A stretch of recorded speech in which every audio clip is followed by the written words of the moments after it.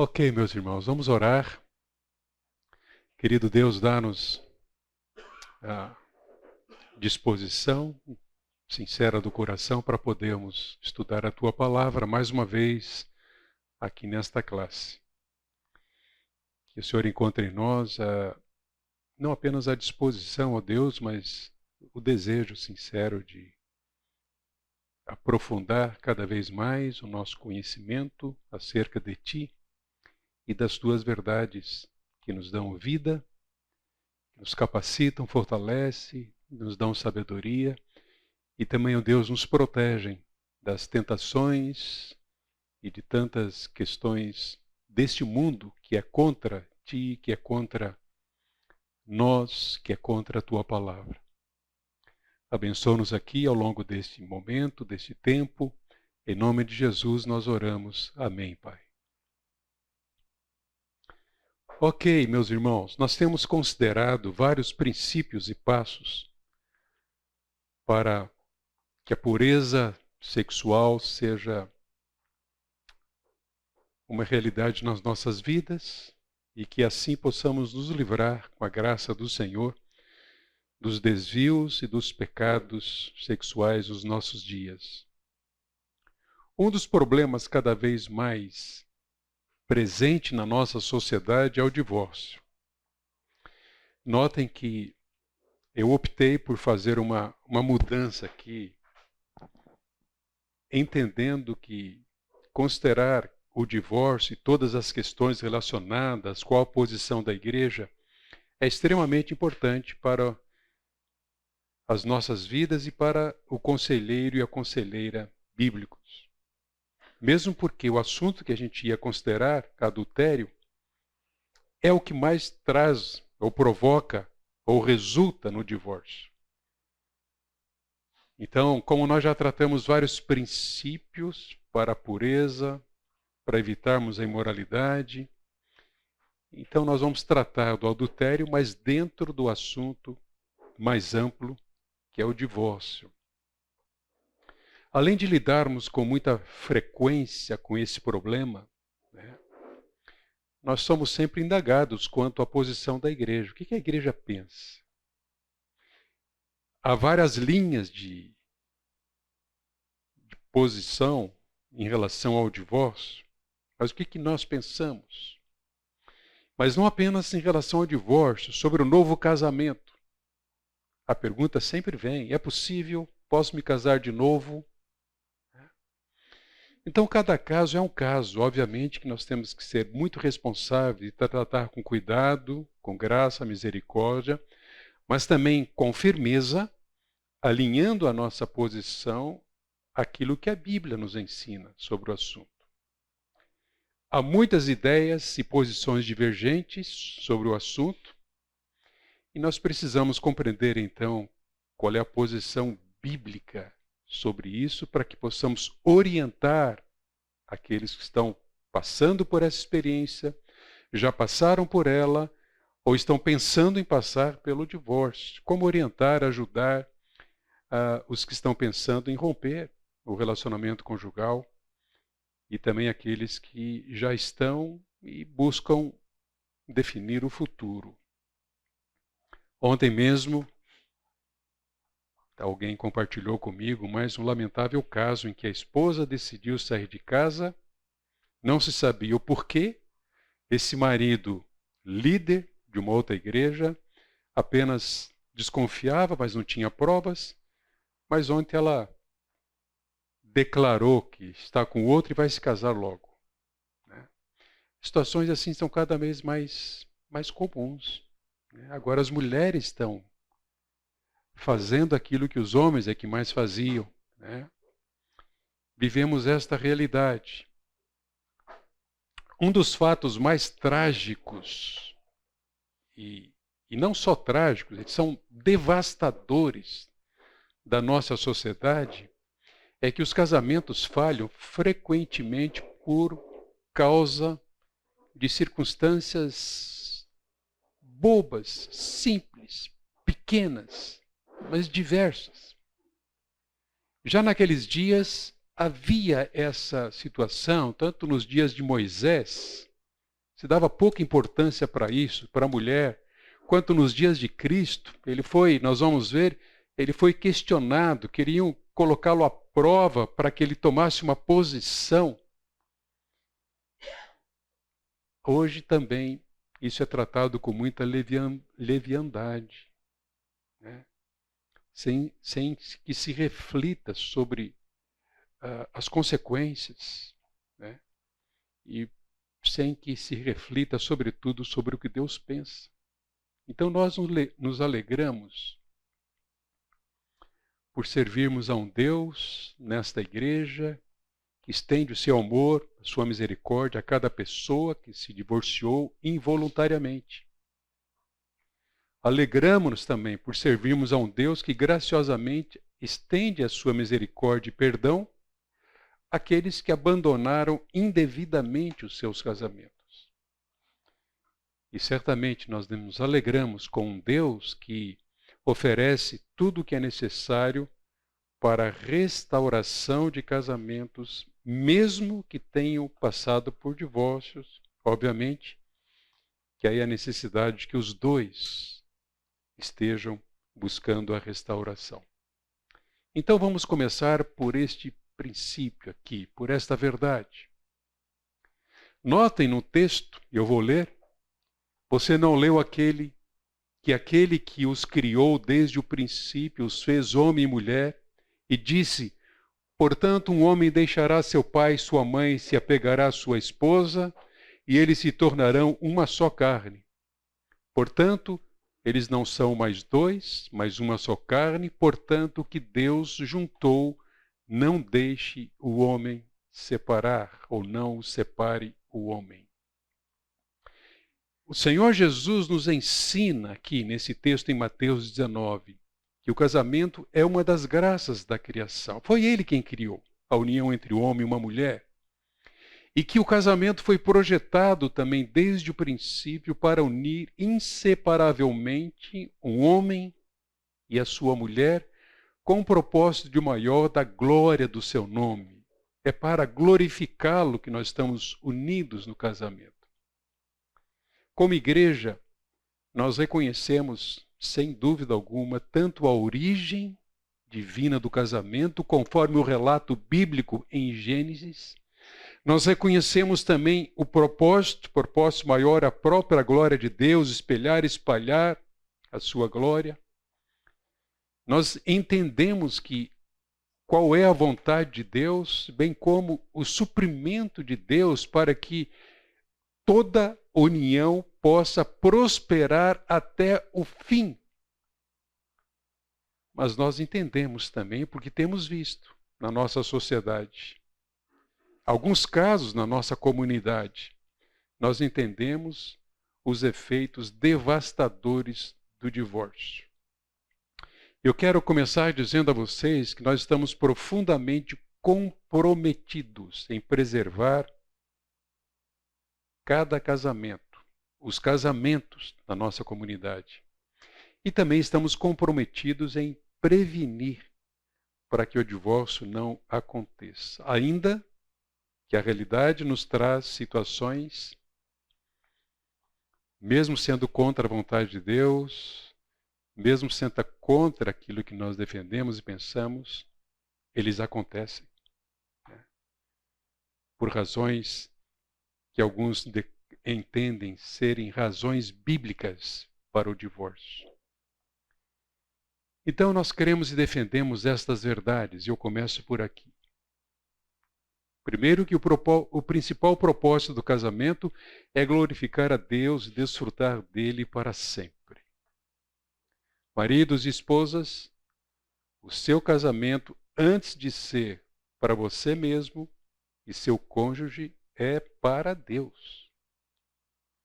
Se casais não levarem isso a sério, eles vão estar mais vulneráveis. Por quê? Porque eles vão estar dando mais importância aos seus interesses, aos seus desejos. A busca por felicidade, e se o cônjuge não é capaz de atender a essas expectativas, ele vai pular fora, buscando ser feliz de outra forma, né? Iludindo-se a si mesmo. A natureza e propósito da união e a sua indissolubilidade devem ser consideradas por todos aqueles que estão casados e por vocês, jovens, que vão se casar um dia. Então, nosso segundo princípio é que no casamento Deus une de tal forma um homem e uma mulher que eles se tornam uma só carne e, portanto, não devem ser separados pelo homem. A afirmação bíblica é clara em relação a isso. Nós vamos considerá-la mais para frente. O terceiro princípio é que, sendo o casamento uma aliança, a aliança de Deus com seu povo, caracterizada pelo amor fiel, grande amor de Deus, pelas obrigações que regem esse relacionamento e a sua graça inesgotável, é o paradigma divino para a aliança matrimonial. Então, casais se unem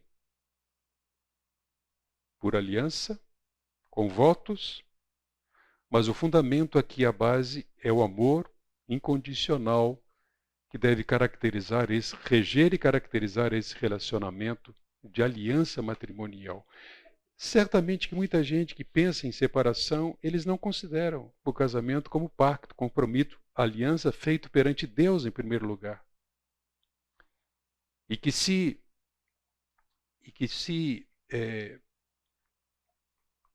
baseia, né, pelo próprio amor de Deus para com o seu povo. Sobretudo o amor de Deus em Cristo Jesus para conosco. Na nova aliança que ele estabeleceu pelo seu sangue derramado ali na cruz do Calvário. É esse padrão, é esse modelo, é esse paradigma que os casais devem considerar para o seu relacionamento. Porque casamento é aliança. Isso significa que aconteça o que acontecer, é a aliança que vai sustentar o relacionamento entre o homem e uma mulher. Não é ajuntamento, não é um contrato entre um homem e uma mulher.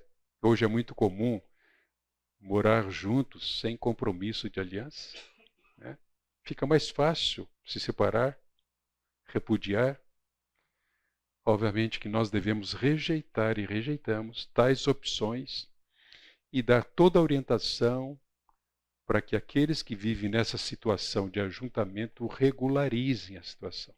E tem acontecido muito aqui entre nós. Os casais chegam, vêm nessa condição, não tem papel assinado, não tem um relacionamento formalizado, oficial, e nós damos toda a orientação para que eles façam isso, e muitos até celebram a união numa coinonia, numa cerimônia ou em outro momento.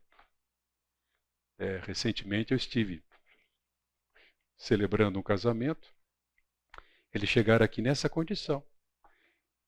E à medida que foram conhecendo a palavra, opa, vamos acertar a nossa vida. Não está legal, não. Não é isso que Deus propõe. E já há 5 anos juntos, com filhos e tudo mais. E foi gostoso essa celebração num dado restaurante, família toda ali. Belíssimo testemunho aos familiares e amigos não cristãos. Então nós devemos rejeitar essas opções de ajuntamento, contrato e propor a regularização, especialmente perante Deus. Nosso terceiro princípio, pressuposto, é que o casamento é uma aliança vitalícia entre um homem e uma mulher, iniciada por votos, compromisso de aliança, feita diante de Deus e dos homens. É muito mais do que um acordo sentimental ou um contrato interpessoal. Ainda, é sagrado. Não é uma união qualquer. É uma aliança sagrada por causa da santidade do seu autor, o próprio Deus, e reflete as realidades divinas. Ou seja, o amor e a unidade entre Deus Pai, Deus Filho e Deus Espírito. Lembram-se? Lá no começo, façamos o homem a nossa imagem e semelhança. Homem e mulher os fez, os criou. E disse Deus, não é bom que esteja só a Trindade divina na criação, no estabelecimento da união. Então o amor e a unidade entre Deus Pai, Deus Filho e Deus Espírito Santo e o amor de Cristo por sua igreja. O casamento reflete esse amor. O casamento é uma parábola viva do relacionamento entre Cristo e a sua igreja. Não há nada que possa acontecer que esse amor vai faltar. Ele vai continuar amando a sua igreja, apesar das suas fraquezas, porque ele cuida dela para apresentá-la gloriosa, sem mácula, sem ruga naquele dia. Não há nada que possamos fazer para que esse amor diminua. E não há nada mais que ele precise fazer para demonstrar esse amor. Casais brigam com frequência, né? E chegam a situações muitas vezes críticas. Pensam em divórcio. Por quê? Qual é a razão maior? O que há na essência? Né? A causa maior. Em última análise, o que aconteceu? É porque eles não amam a Deus sobre todas as coisas. Mas amam seus desejos. Buscam satisfazer esses desejos de uma forma egoísta e idólatra. Alguém falou aqui? Oi.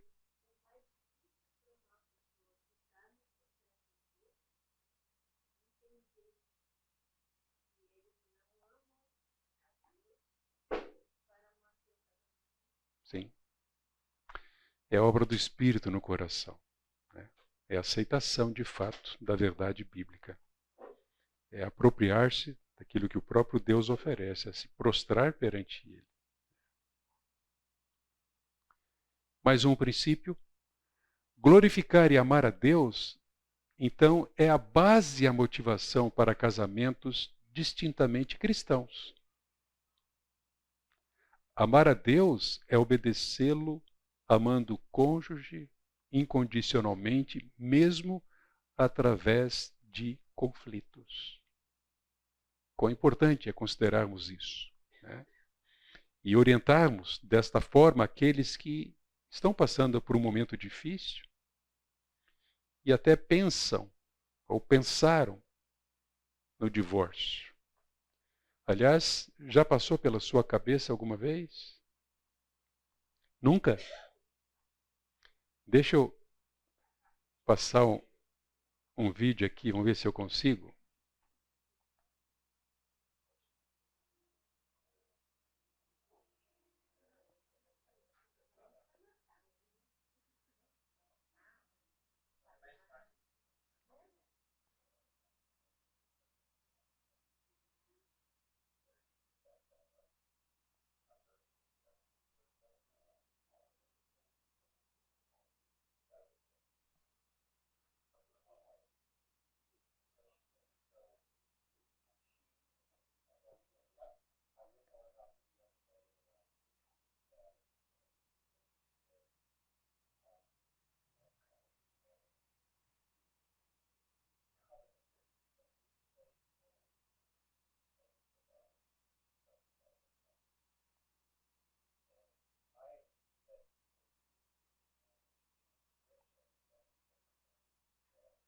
John Piper.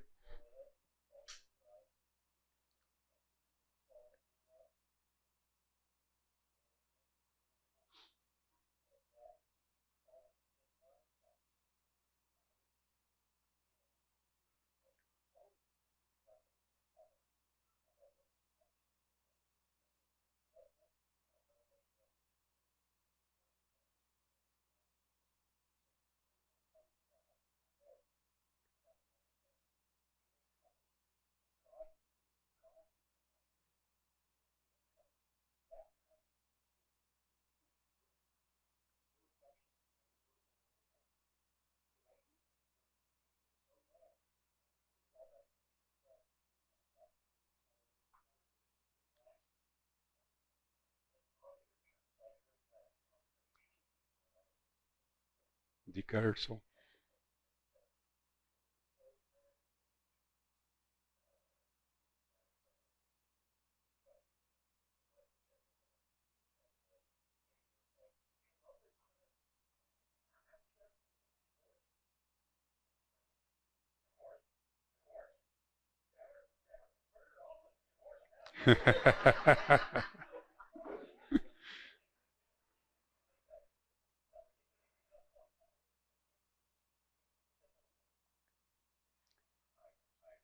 Timothy Keller.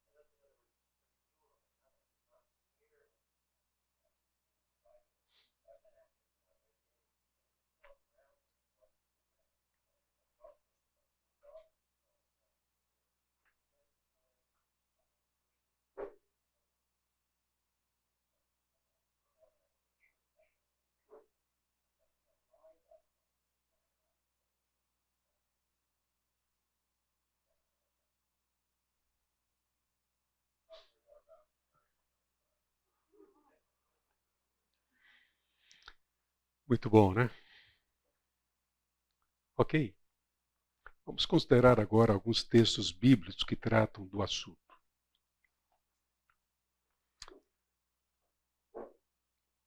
Acho que eu corri demais aqui. Ok. Malaquias capítulo 2, talvez aquele texto que você se recorda bem dele. Vejam, o profeta disse: vocês perguntam por quê?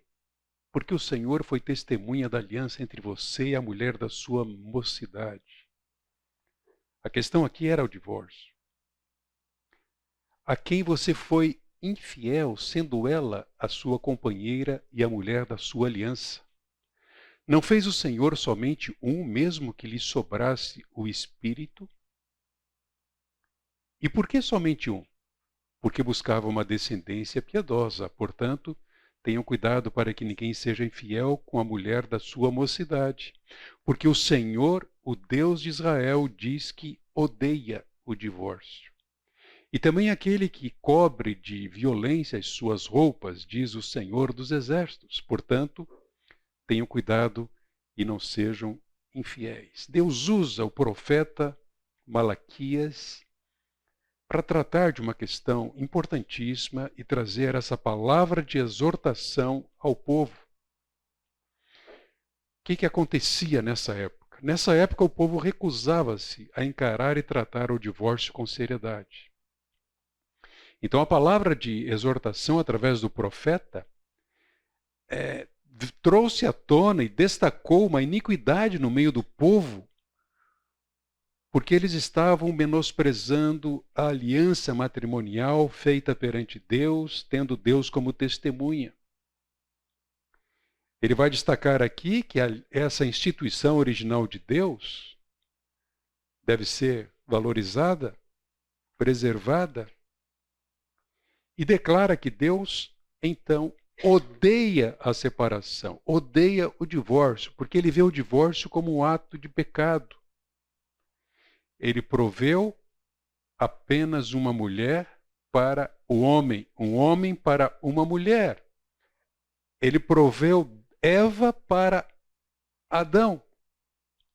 Então, todo divórcio, sendo rompimento da aliança, conforme a promessa feita, é muito importante os votos, as promessas que são feitas pelos noivos no momento do casamento. Mas vejam, todo divórcio é um rompimento dessa aliança, quebra das promessas, feita por ocasião das núpcias.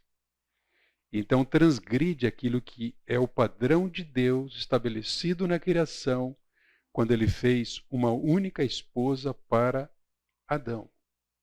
Por isso ele odeia o divórcio. Vamos para o Novo Testamento, o Evangelho de São Marcos, no capítulo 10.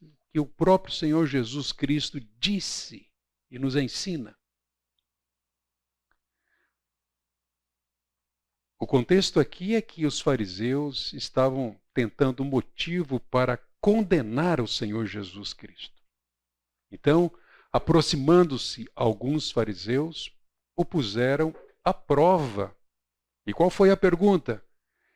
É lícito, Senhor, ao marido repudiar a sua mulher, ou seja, é lícito divorciar-se? Notem a resposta do Senhor Jesus. O que foi que Moisés ensinou a vocês? E eles disseram, ora, Moisés permitiu escrever uma carta de divórcio e repudiar.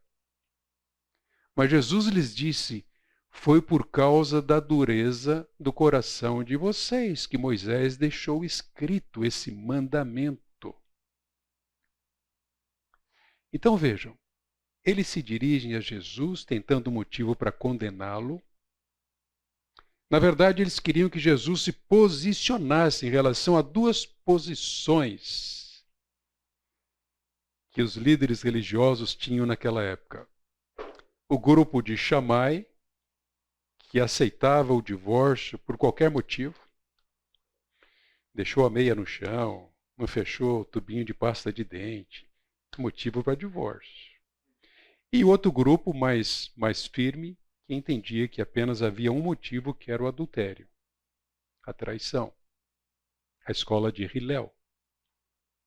Então eles esperavam que Jesus tomasse partido. Qual dos dois? Este ou este? Era uma pegadinha. Porque divórcio e novo casamento nunca estiveram nos planos de Deus. E Jesus interpretava Deuteronômio capítulo 24, de 1 a 5, desta maneira. Nós vamos olhar para esse texto depois. Mas a resposta deles, Moisés permitiu escrever uma carta de divórcio. Jesus sabia disso. Essa carta de divórcio, na verdade, consentida na lei, numa situação, vejam, casuística, e não para estabelecer uma regra consentindo o divórcio, é por causa da entrada do pecado, que teve os seus efeitos desastrosos, imediatos, no meio da família. Então, a dureza do coração é que levaria o casamento para longe do plano de Deus. A dureza do coração é não reconciliação, é não abandonar o pecado, é não abandonar a traição. Sim, eles disseram, e bem o fizeram, que Moisés combateu a prática que havia na época de casar-se levianamente, desfazer o casamento, casar-se de novo. Ele está combatendo isso aqui que havia naqueles dias. Então, para evitar esses abusos, separação por qualquer motivo, desvalorizar a mulher, para evitar esses abusos e proteger a mulher, Moisés estabeleceu regras específicas, leis com o objetivo de diminuir o número de divórcios e valorizar a instituição do casamento. Então, notem, a permissão de Moisés, consentindo carta de divórcio, foi casuística e não pode ser tomado como regra. Porque é exatamente isso que acontece hoje, né? Porque fala assim, existe, veja, Moisés fez dar direito ao divórcio. Isso. Ele aprova o divórcio. O divórcio é aceito na igreja por conta dessa questão, não é? É verdade. Infelizmente, há muita gente, e pena que seja a maioria, que pega isso aqui, não, mas se há adultério, sem nenhum problema, Moisés consentiu, estabeleceu uma regra. E, na verdade, ele não estabeleceu uma regra, tratou de uma situação específica, por causa do pecado naqueles dias, a maneira leviana com que consideravam a questão e o tipo de tratamento que era dado à mulher. Como a gente aconselha quando a vida de algum dos cônjuges está em risco? No caso, quando a mulher está sofrendo algum tipo de abuso físico, ou às vezes até... É uma boa pergunta. Segura um pouquinho que a gente vai mais para frente tratar, tá bom? Mas Jesus, vejam só, continuando o texto. Porém, desde o princípio, Deus os fez homem e mulher. Por isso o homem deixará seu pai, sua mãe, se unirá à sua mulher. Então ele vai ao que Deus havia estabelecido no começo. Ele não toma partido, né? Eu concordo com esse grupo, Shammai, ou com o grupo de Hillel. Não. Ele falou, olha só o que Deus estabeleceu desde o começo, desde o princípio da criação. Tornando-se os dois uma só carne, de modo que já não são mais dois, porém um só, portanto, que ninguém separe o que Deus juntou. Ele foi categórico, firme. Então ele leva essa discussão, a pegadinha deles, colocando Jesus à prova, ele leva a discussão para o projeto original de Deus ao criar o casamento. E aí então ele reafirma, declara, o homem não deve separar o que Deus juntou. Ah, mas se houver violência, se houver alguém dependente químico, se houver abuso moral, há vários sis. Sis. Vamos lá. Deixa eu fazer uma pergunta. Nessa última palavra, o que Deus juntou, a gente pode considerar qualquer união do casamento, a isso aí, Deus juntou? Sem dúvida, sem dúvida. Qualquer casamento. Isso é muito comum. Ah, mas eu acho que Deus não juntou. Não é possível.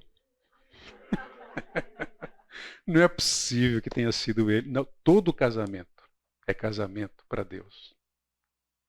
Se a escolha foi errada, não deixa de ser casamento. Cristo veio exatamente para transformar os relacionamentos e possibilitar a estabilidade, a prosperidade, mesmo numa união caracterizada por pessoas tão distintas, tão diferentes uma da outra. Voltando nessa questão da controvérsia dos fariseus e a pegadinha para Jesus, talvez até para dar um contexto maior a gente pensar um pouco mais além, o problema é que o povo judeu eles tinham exemplos muito ruins. Então, se você olhando desde o começo, Abraão estava lá casado, não, mas deixa eu ter a filho com a escrava. Aí vai Jacó, não, eu casei com Lia, ok, mas eu quero Raquel. E aí, essa é a história. vem Davi, tem lá sua esposa em Mical, tá, mas não, tchau, fica pra lá. Põe ela numa casinha e deixa ela viver o resto da vida. Vai ter outras. Então, eles foram, digamos assim, alicerçando, porque tinham muitas tradições na cultura judaica, e foram alicerçando as suas práticas com base nessas tradições, dos exemplos que eles tinham antes, e isso gerou toda essa série de perversões ali. Eles tinham, conheciam, sabiam do plano original, mas o pecado trouxe esse afastamento. E a dureza do coração, né? A permanência no pecado, foi distanciando cada vez mais e trazendo todas essas situações. Mas vejam, a conversa continua. Versículo 10.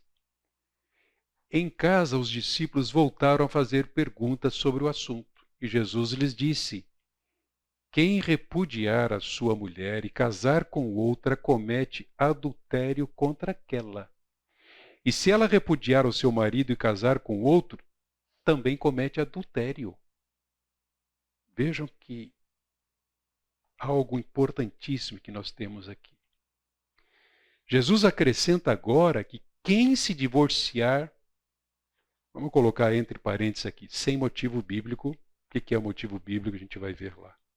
E se casar com outra, comete adultério e faz proliferar o adultério. Sim, Léo. Uma pergunta mais de questão de ordem, assim, né? Porque tem igrejas protestantes, tem igrejas cristãs que aceitam o casamento de pessoas divorciadas. Tem igrejas que não aceitam, né? Qual que é a justificativa de uma e de outra, assim? Como que isso se justifica? Possivelmente aquela que não aceita em hipótese alguma é porque entende que, teologicamente, uma vez casado, casado para sempre, e não há base bíblica para divórcio. Então, casar-se de novo seria adultério. Possivelmente. É uma das posições. Ela é totalmente fechada. Mesmo em caso de violência, adultério, etc., não há chance para divórcio e segundo casamento. Tá? A gente vai tocar mais nisso. Então, veja, ele disse, quem repudiar, casar de novo, comete adultério com aquela, e se ela repudiar o seu marido e casar com outro, comete adultério. Ano passado, eu lidei com uma situação aqui em nosso meio. Uma mulher, numa condição favorável ao novo casamento, mas um homem não.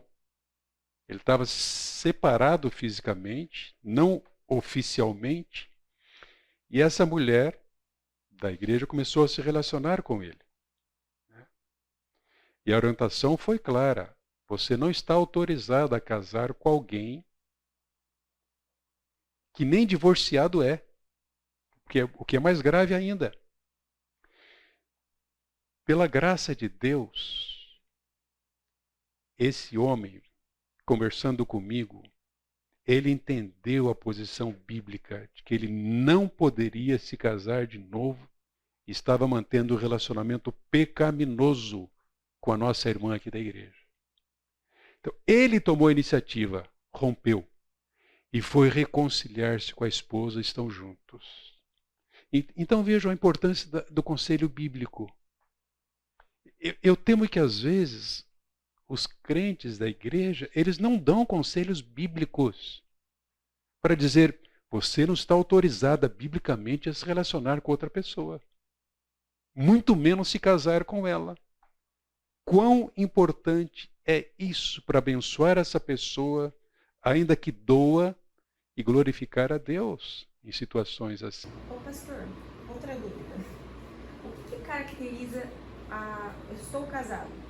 Eu já ouvi em algumas igrejas que não têm esse compromisso bíblico de dizer que uma vez que duas pessoas fazem sexo já houve um casamento. Ou que determina o casamento é um documento perante a lei e a cerimônia religiosa é ministrada por alguém que é apto a isso. Deixa eu só responder essa pergunta e depois a gente para para o intervalo. Algumas questões sobre a sua pergunta. Primeiro é que o casamento, eu sei que muita gente pensa que casamento existe quando há uma cerimônia religiosa e o ministrante dá a bênção, seja o padre ou o pastor. Não é verdade. Essa cerimônia é apenas uma celebração. Casamento acontece quando um homem deixa, uma mulher deixa, eles se unem e assumem o compromisso. Na lei do nosso país, é tratado no cartório, né? Nós vamos nos casar, temos essas testemunhas, e isso é feito perante Deus, isso é casamento. Há uma aliança formal, mas uma aliança que eles já estabeleceram no coração, né? A gente não apoia, não concorda quando não há aliança, o ajuntamento, né, que vivam juntos.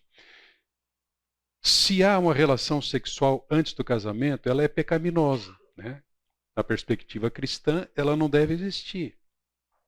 E esse casal, esse homem e essa mulher devem se arrepender perante Deus e se purificar.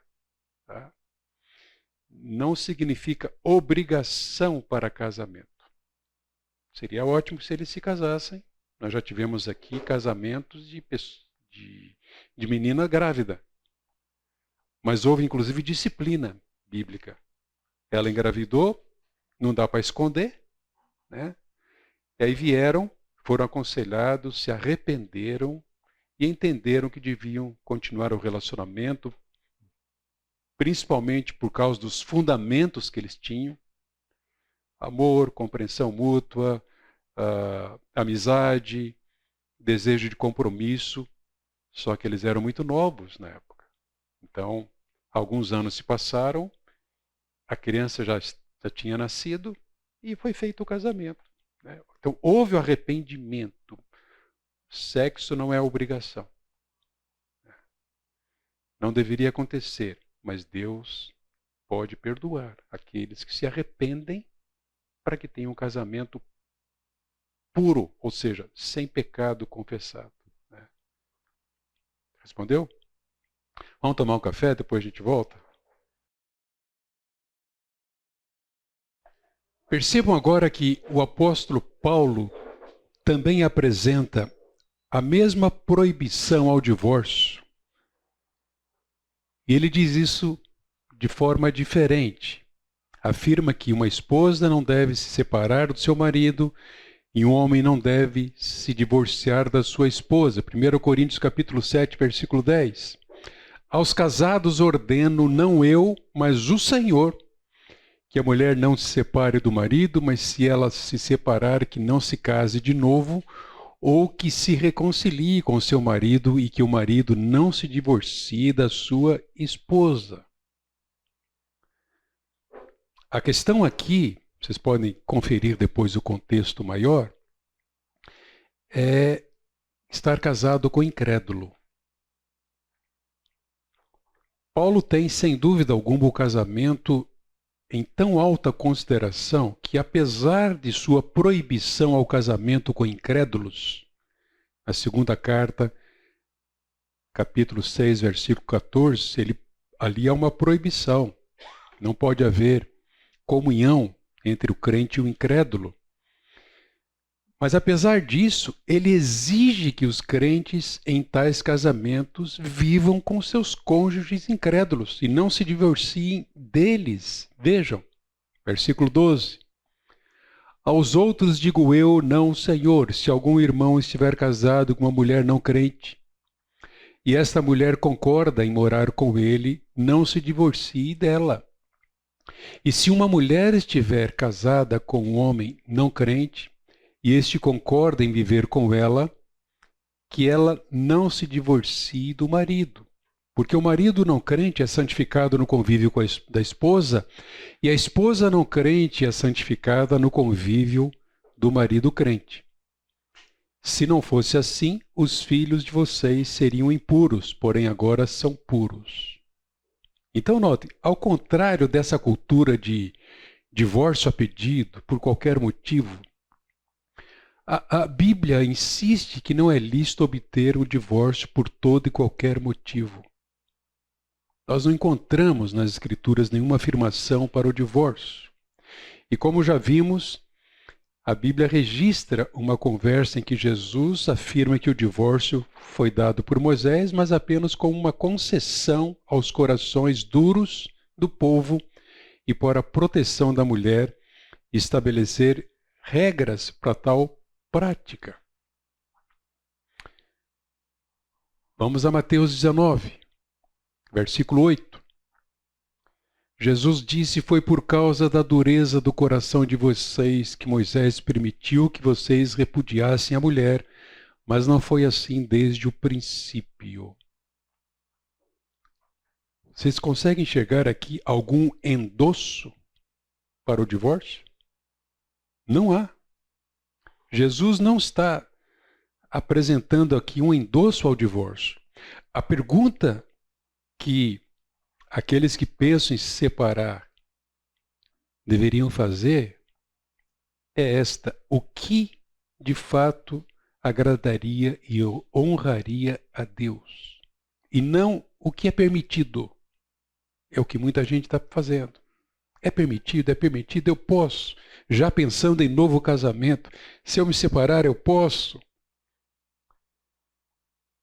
O que nós vemos em Deuteronômio capítulo 24, de 1 a 4, é que o motivo ali para a carta de divórcio foi o marido ter encontrado coisa indecente na mulher.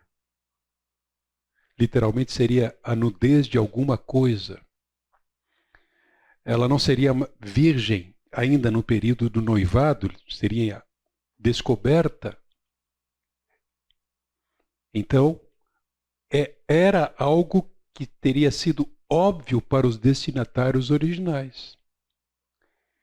Mas não se trata de adultério, mas sim o fato de não ter encontrado a mulher virgem, conforme capítulo 22, 20 a 22 de Deuteronômio.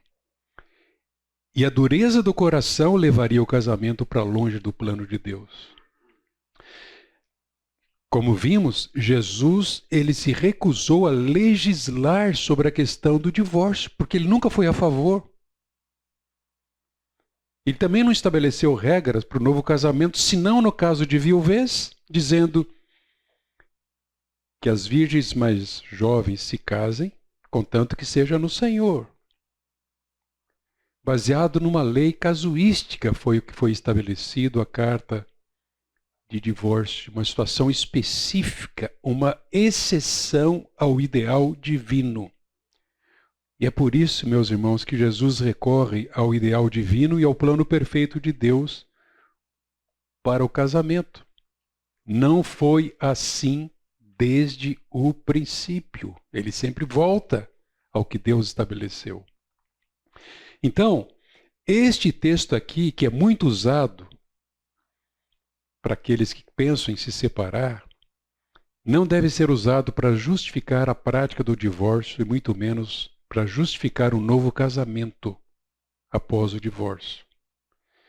Ele é descritivo, mas não é regulamentar.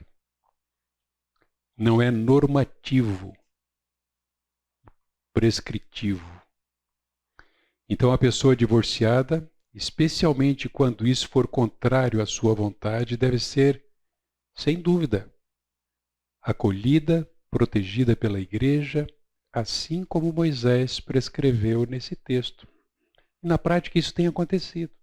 Semana passada mesmo, conversei com uma esposa que foi divorciada. O marido levava uma vida promíscua, traição. E a igreja acolheu.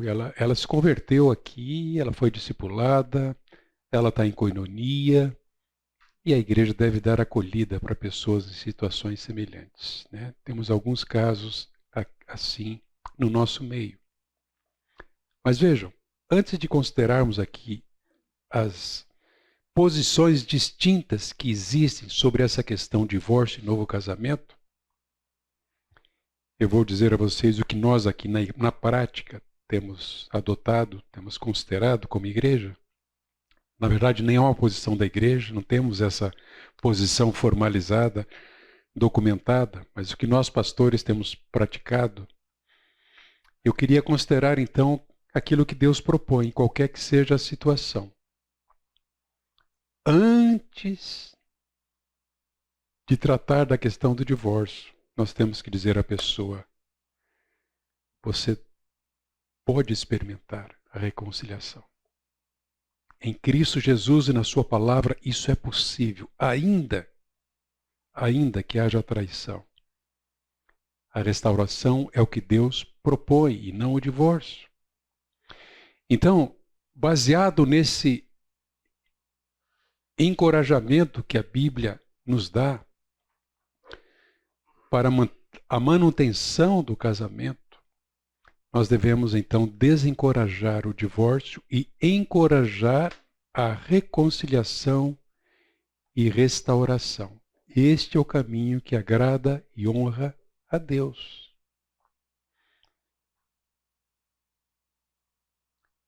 Primeiro, caminhamos aconselhando o perdão voluntário e a busca por reconciliação, porque isso reflete também o amor de Deus e a maneira como Deus nos ama. Estou pensando, a situação está difícil, e pode até ser uma situação em que não há mais retorno, não dá mais. Mas nós não podemos deixar de tentar aquilo que Deus propõe. Vamos buscar. Cuida de um, essa pessoa que quer ajuda, o outro não quer no começo, quem sabe depois ele se abre para ser aconselhado, e isso tem acontecido em nosso meio, e graças a Deus por isso. E aqui eu queria trazer o texto e a experiência de Oséias. Oi. Você está dando exemplos de um casal com problemas. Mas existem casos em que a pessoa foi casada, desmanchou, se juntou ou casou de novo com outra pessoa, também desmanchou, e já está no terceiro ou quarto relacionamento. Essa pessoa chega a essa igreja, por exemplo, e diz assim: olha, eu quero participar dessa igreja. Há vários, não é só um relacionamento que precisa ser feito. São vários. Como é que faz isso? Já tivemos situações assim. A gente vai conversar com a pessoa para que ela apresente toda essa situação e, se foi caracterizado o pecado, seja o motivo da separação, seja um novo casamento indevido, sem aprovação bíblica, nós vamos levá-la, ajudá-la a chegar ao arrependimento. Né? É perante Deus, acima de tudo, que ela deve estar bem. Então, vamos ajudá-la para que ela experimente o arrependimento genuíno e se reconcilie com Deus. Depois, obviamente que não dá para voltar ao primeiro casamento, nem ao segundo. Nós vamos orientá-la para que esse atual casamento seja bíblico, seja vivido no temor do Senhor. Para que não haja vulnerabilidade para um novo casamento, uma nova separação, que é pecado. Se acontecer de novo, sendo membro da igreja, haverá necessidade de disciplina bíblica. Né? Qualquer escolha por divórcio sem aprovação bíblica merece o cuidado da igreja através da disciplina. Não foi na nossa igreja, obviamente, e já foi há bastante tempo atrás, acho uns 20 anos pelo menos, mas dentro da igreja evangélica como conjunto, né, a gente tem um exemplo muito ruim de como uma situação dessas, como mencionou, que foi tratada. O Miller, aquele jogador de futebol, né, ele não era cristão e ele vivia, acho que em união estável, mas já uma situação consolidada lá com uma mulher, e aí ele se converteu, e a esposa não se converteu, a companheira não se converteu. E os líderes da igreja o procuraram e falaram, então, se você é membro aqui da igreja, está aqui dentro da igreja, você não pode viver assim, então você tem que casar com uma mulher crente. Aí ele, levado pela liderança da igreja, abandonou a companheira com que ele vivia, casou com uma moça lá da igreja, ambos crentes, obviamente foi um fiasco, e depois se separou daquela moça e voltou com a antiga companheira e depois regularizaram a situação, mas foi um inferno para todos os envolvidos na situação. Terrível, você veja. A falta de uma orientação bíblica fiel faz um estrago danado. Piorou a situação, né? Que triste isso. Oséias capítulo 3, versículo 1. O Senhor me disse, vá outra vez e ame uma mulher que é amada por outro e é adúltera. Assim como o Senhor ama os filhos de Israel, embora eles olhem para outros deuses e amem bolos de passas. Eu gosto muito de passa. Mas não oferecido a ídolos. Vejam, o tema de Oséias qual é? É o amor leal de Deus por Israel.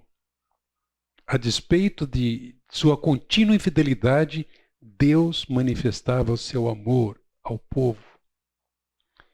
E essa situação do amor leal de Deus é retratada de uma forma muito vívida aqui pela experiência conjugal de Oséias. Após se casar com Gomer, ele descobriu que sua esposa era infiel, adúltera. Mas mesmo após a separação, eu estou encurtando a história, o amor de Oséias por ela persistiu e por fim houve a restauração. Então, em primeiro lugar, o perdão genuíno, espontâneo, sincero, né, e o arrependimento possibilitam a restauração mesmo quando há adultério no relacionamento. Porque reflete a maneira como Deus nos ama. Então aqueles que dizem, opa, acho que agora eu posso me divorciar e casar, meu marido me traiu, minha esposa me traiu, eles estão invertendo a ordem. Eles não estão pensando o que Deus pensa. Eles não estão olhando a razão pela qual Cristo veio, para libertar não apenas da penalidade, mas também do poder, do pecado nas nossas vidas. Então todo pecado pode ser confessado, restaurado, perdoado, para que haja restauração no relacionamento. Além disso, nós devemos perseguir o que a Bíblia ensina. Os temas centrais da Bíblia: perdão, graça, fidelidade, intenção vitalícia da aliança matrimonial e também pedir perdão a Deus, o que só Ele pode fazer. Pedir auxílio do Senhor, o que nós não podemos fazer. Convencendo do pecado, mudando corações endurecidos, restaurando o que está quebrado, concedendo misericórdia e graça àqueles que foram rebeldes. Graças a Deus temos visto isto também no nosso meio. Então, meus irmãos, baseados nos ensinamentos das Escrituras, nós queremos que o resultado que mais honra a Deus e alegra o coração dele em qualquer casamento em dificuldades é a restauração do casamento ao que Deus pretendia que ele fosse. Um reflexo do amor de Cristo pela igreja, uma união vitalícia, conforme esse texto de Paulo aos Efésios. Esposas, que cada uma de vocês se sujeite ao marido como ao Senhor, porque o marido é o cabeça, como também Cristo é o cabeça da igreja, sendo ele próprio o salvador do corpo. Como também a igreja está sujeita a Cristo, assim também a esposa se sujeite em tudo ao seu próprio marido. Maridos, que cada um de vocês ame a sua esposa, como também Cristo amou a igreja e se entregou por ela, para que a santificasse, tendo-a purificado por meio da lavagem de água pela palavra, para apresentar a si mesmo como igreja gloriosa, sem mancha, nem ruga, nem coisa semelhante, porém santa e sem defeito. Deus é mais do que capaz de restaurar casamentos em conflito, ou mesmo desfeitos, se confiarmos nele e obedecermos a sua palavra. Você pode refletir sobre esses textos, mas no Salmo 51, o salmista declara, após reconhecer o seu pecado de adultério: cria em mim, Senhor, um coração puro. Deus fez isso. Deus também livra dos males e angústias desta vida. Salmo 71, 20. Ele converte o coração endurecido. Jeremias 31, 18. O nosso Deus é um Deus que sempre se compadece, é misericordioso. Ele está pronto para atender ao coração sincero em qualquer que seja o seu conflito, a sua situação. Deus aperfeiçoa, firma, fortifica e fundamenta. 1 Pedro 5, 10. Nós temos vários exemplos de casamentos restaurados pela graça de Deus. Infelizmente, temos também muitos que abandonam essa bendita esperança. Por motivo não bíblico, ou mesmo motivo bíblico, mas não deram qualquer abertura para a reconciliação. Isso dói. Isso faz o conselheiro sofrer, o pastor sofrer, principalmente quando alguém se encanta e sai para buscar e se casar com uma paixão da mocidade, abandonando seu lar, sua casa, os filhos. Quão triste é. Então, há uma esperança bendita em Cristo e na sua palavra. E aí a pergunta que vocês querem fazer: há exceções? Essa é uma pergunta errada para começar. Se a intenção é buscar a vontade de Deus, então a pergunta deveria ser: o que mais agradaria a Deus neste casamento em particular? O que mais o honraria, glorificaria o seu nome? Há muitas opiniões diferentes e divergentes sobre essa questão: divórcio e novo casamento. Pessoas defendem o divórcio por uma variedade de razões, conforme eu já mencionei. Mas à luz de textos bíblicos, alguns deles nós já vimos, que são totalmente contra o divórcio, se há alguma exceção bíblica, isso é apenas em circunstância excepcional. Não há norma. Interpretar o texto corretamente é, de fato, crer e aceitar que não existe uma norma, uma regra. Pode divorciar, pode divorciar. Não há nenhuma exigência bíblica para o divórcio, mas sim o caminho para a restauração. Então, deixa eu apresentar algumas posições. A primeira delas: não há divórcio aceitável perante Deus, qualquer que seja a causa do conflito. Nós acreditamos que a posição mais honrosa é confiar em Deus, crer na sua misericórdia e trabalhar para a reconciliação. Mas Paulo vai dizer aos romanos que será considerada adúltera se vivendo ainda o marido unir-se com outro homem. Então, essa posição defende que não há qualquer possibilidade para o divórcio e, consequentemente, um novo casamento após o divórcio, qualquer que seja a situação, mesmo o adultério.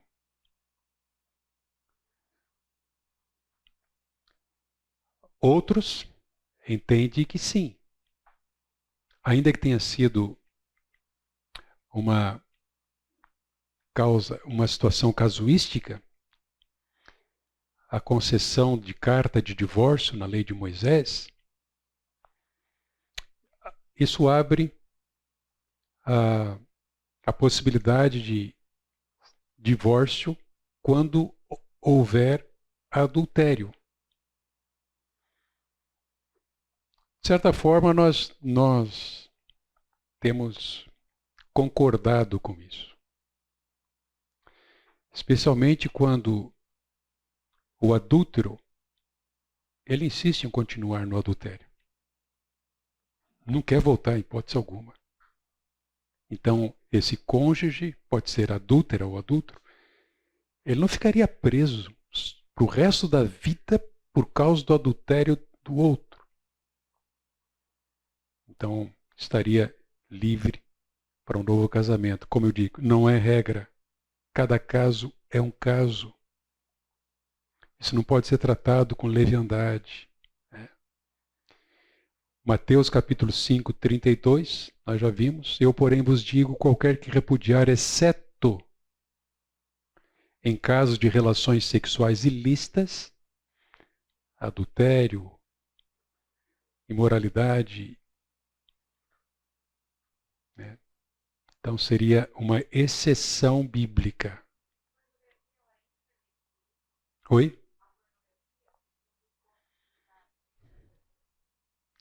Por que não?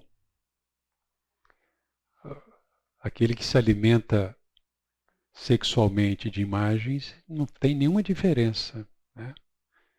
Se não for tratado, né? A outra posição, divórcio permitido quando houver deserção ou abandono pelo cônjuge. Aqui não há divergência, não. É aceitar o ensino de Paulo ali. O incrédulo quer pular fora. Qual o motivo? A fé do outro. Ele não aceita a vida cristã, o cristianismo. Ele não é crente no Senhor Jesus. Então deixa ir, não está preso. Então, 1 Coríntios 7, versículo 15. Não há aqui, notem que não há aqui nada sobre segundo casamento. A outra posição, somente a morte pode quebrar o vínculo matrimonial. Então, a única exceção para um novo casamento seria a morte. Não há dúvida de que a Bíblia ela ensina isso, né? Quem ficou viúvo está livre para se casar, contanto que seja no Senhor. As viúvas jovens, Paulo instrui a Timóteo para que elas fossem orientadas nesse sentido. Por quê? Obviamente, as viúvas jovens estariam mais vulneráveis, né? E deveriam se casar de novo, contanto que fosse no Senhor. E a outra posição é divorciar-se sem autorização bíblica e casar-se de novo. Isso é adultério, conforme o ensino bíblico. Infelizmente, essa prática tem sido comum no meio da igreja. Tem sido comum.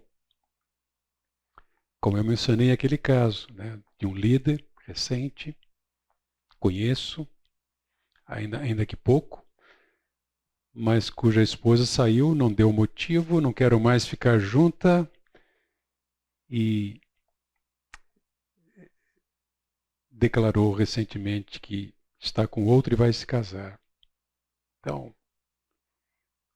que tremenda responsabilidade tem a Igreja de Cristo para não afrouxar, para ser firme, para ser coerente com a verdade bíblica.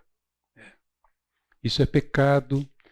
Deus não autoriza, isso traz a necessidade de disciplina bíblica. Embora o adultério seja um pecado grave que por ser razão para o divórcio, ou possa ser razão para o divórcio, não significa, gente, presumir que Deus deseja um novo casamento após o divórcio. Essa é outra questão. De certa forma, o novo casamento pode ser um pecado tão grave quanto o próprio divórcio. Tal como acontece com o divórcio, a comunidade cristã evangélica está dividida sobre se há ou não exceções a uma posição de não recasamento. Uns pensam que não tem problema, outros acham que sim. Quando o cônjuge morre, o recasamento é permitido. Ok, a Bíblia ensina isso, dá liberdade. Alguns entendem que o cônjuge traído fica livre para se casar de novo. Coloquei em letras grandes aqui. Notem. Isso não deve ser uma opção automática. Pode haver restauração. Ou ficar sozinho pode ser plano de Deus, pode ser uma bênção para a vida dessa pessoa.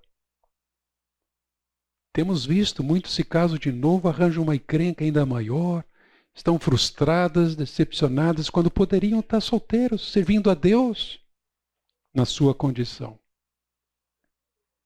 Então, basicamente, são essas as linhas de pensamento e posições quanto ao divórcio e novo casamento. O que Deus propõe? Restauração. A graça de Deus pode restaurar o relacionamento. Oi. Só, ou você não respondeu a questão da Violência e abuso. sobre violência. Ok. Desculpa, bem lembrado.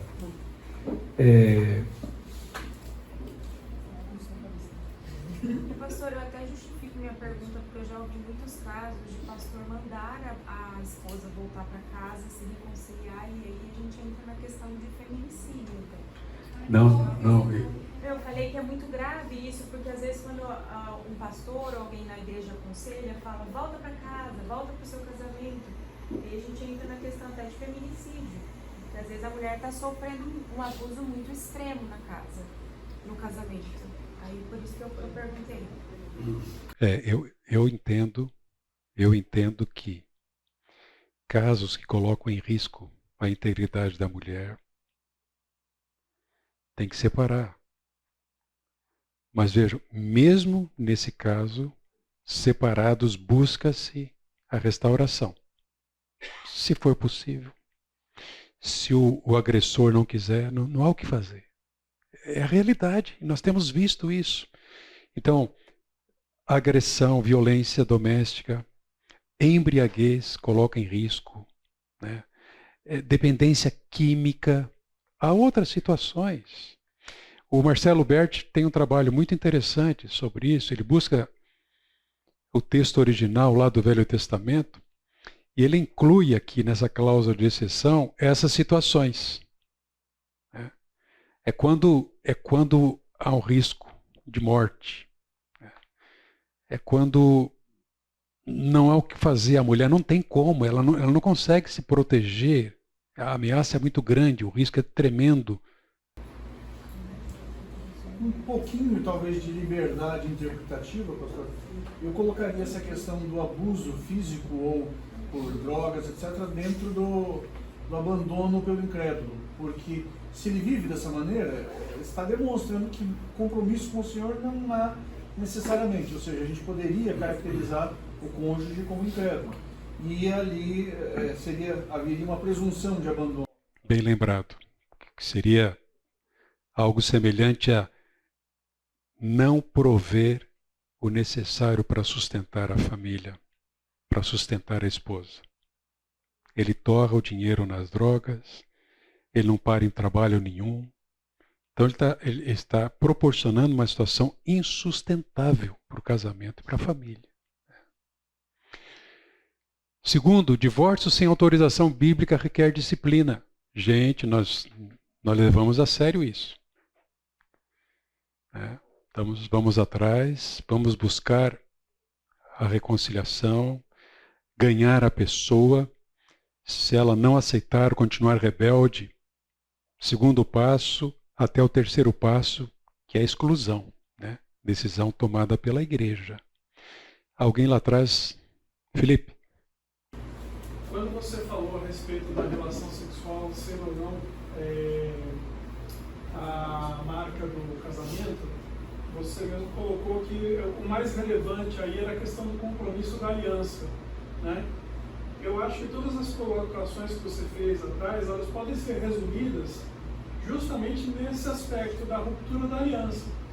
Tanto o homem que agride a mulher, como o que se entrega às drogas como uma forma de adultério, a questão da pornografia, adultério, tudo isso daí está muito mais palpável, vamos dizer assim, mais visível quando a gente olha pela questão da ruptura da aliança. Porque ele está abrindo mão daquela aliança que ele fez para se entregar a alguma outra coisa. Seja ela a questão da droga é uma forma de se desligar daquela aliança, o adultério é uma forma de se desligar da aliança, deixar o lar é uma forma de se desligar da aliança. Então, por essa perspectiva, acho que fica uma, não vou dizer regra, mas é uma forma da gente reconhecer quando realmente é uma hipótese adequada. Apenas, eu entendo o que você disse, apenas tem que ter o cuidado para ver o que é quebra de aliança. Para que não seja qualquer motivo classificado como quebra da aliança. Sempre tentar a restauração antes, mas a possibilidade, Sem dúvida. o padrão é sempre a quebra da aliança. Ok. Quando a restauração do casamento não for possível, deve-se considerar a graça de Deus para se permanecer solteiro. A solteirice é um status que permite oportunidades únicas de servir aos outros, servir a Deus, que os casados não têm. Obviamente, porque eles têm que cuidar de como agradar o cônjuge. Para aqueles que sofreram com o divórcio bíblico, essa mesma graça da solteirice também está disponível. Não é de forma alguma necessário que alguém que ficou só se case novamente para experimentar o melhor que Deus tem para a sua vida. O novo casamento sob a aprovação bíblica deve ser somente no Senhor, como eu mencionei. Se tem autorização bíblica, obviamente que o novo casamento não pode ser qualquer união sem que seja aprovada pelo Senhor. Então, o princípio do não se envolver com o incrédulo, não firmar compromisso com o incrédulo, permanece. Mais um. Quando há divórcio e novo casamento fora da vontade de Deus, deve-se buscar o arrependimento e o perdão em um relacionamento de total obediência à palavra. É aquela questão. Houve a separação, não havia motivo bíblico, houve um novo casamento, não tem como voltar ao primeiro, a reconciliação. O que se deve buscar então? Arrependimento e perdão. E um novo relacionamento no temor do Senhor, seguindo os princípios bíblicos, em obediência à sua palavra. De certa forma, foi aquela resposta já dada aqui a uma pergunta que foi feita. Como evitar o divórcio? Algumas dicas.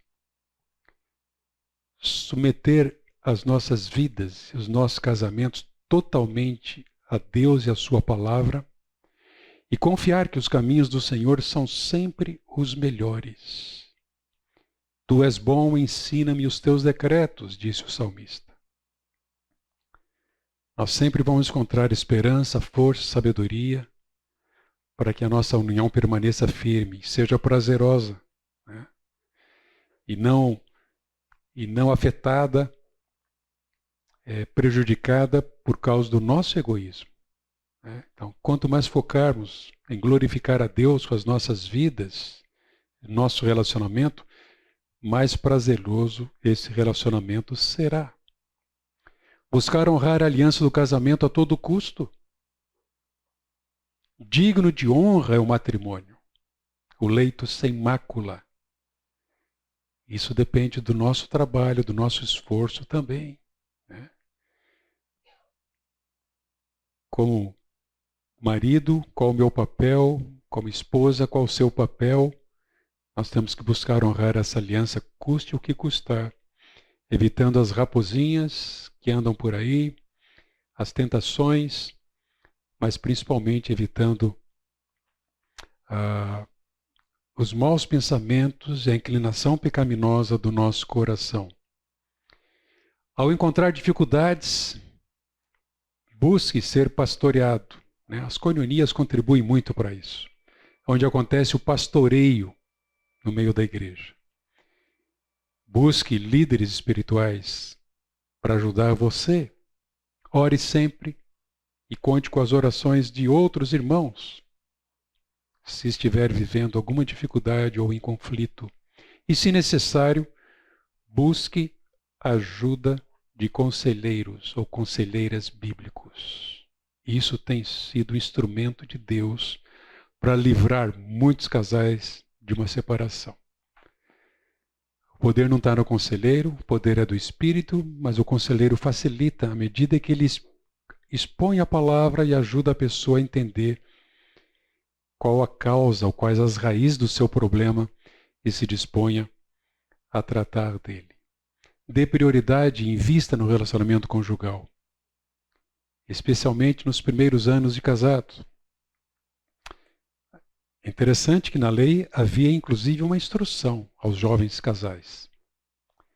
Um homem recém-casado, Deuteronômio 24:5, um homem recém-casado não sairá à guerra, nem lhe será imposto qualquer encargo.